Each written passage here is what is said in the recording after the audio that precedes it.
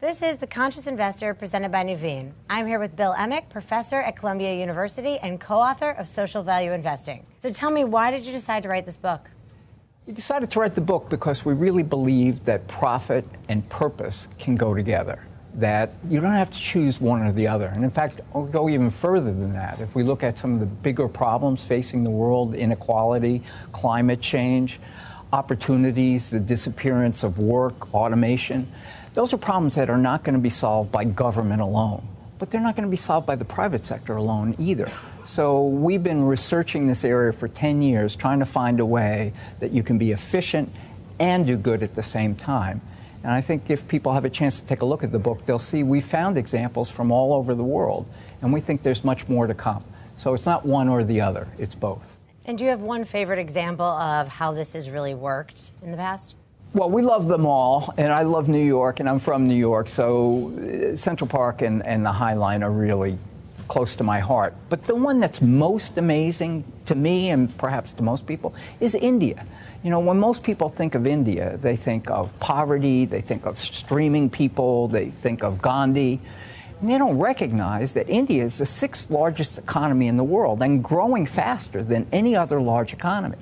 And in India, you see in the book, they've created a biometric ID system, which has not only made all their citizens, no matter where they are, eligible for government benefits, but has become a bank card, bringing banking like Citibank to people in the most rural sectors of India.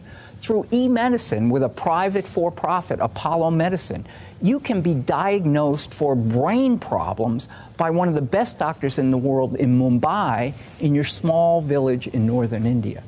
To me, it's almost like science fiction. It really is. But it's happening right now. There are over 1.2 billion people registered in the system using it. And you can carry that card. You don't have to carry your driver's license. You don't have to carry your proof of your mortgage. All your important documents are carried on the card. So you go to the bank, you give them your card, and they can approve you for a loan. And what did they do right that allowed them all to work together? Well, I mean, I hate the phrase, but that's a great question. It really is. The government had this idea in the 90s. And from the 90s all the way into the middle 2000s, it went nowhere because they didn't have the expertise.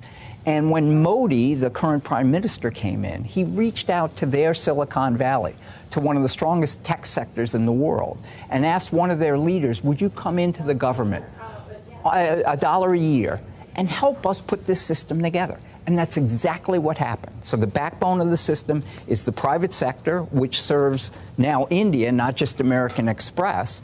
And the registration was done by 200,000 entrepreneurs that they licensed into the system to actually get people registered.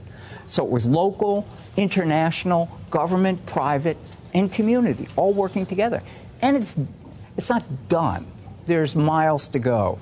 But the banking sector is probably going to triple in size. The wealth of people and communities, and most importantly to me, corruption, which was a terrible problem with government benefits. I wouldn't say it's eliminated, but it's reduced dramatically. So benefits all around. And you co-wrote the book with your former student and current colleague, Howard Buffett. So why did you guys call it social value investing? So it's a long story. I'll try to make it really short. But Howard's grandfather is Warren Buffett, Berkshire Hathaway, value investing. Value investing was actually, the theory behind it comes from Columbia Business School, from Professors Graham and Todd, who wrote 2 books in the 1920s and 30s that influenced Warren, who was a student at Columbia Business School, and put the principles to work in Berkshire Hathaway. And as Howard and I are both committed to making the world a better place, as we thought about how do you do that, the first place we stopped was Berkshire Hathaway, because they've been so enormously successful in taking an idea of let's take a long-term approach. And we looked at their principles, we looked at Dodd and Graham, and then we looked at our own experience. And we put together what we think is both a management and measurement strategy that can achieve not just profit, but also purpose, positive impact. So it's not, again, it's not the choice. Let's have impact investing or let's have for-profit investing. Let's have both.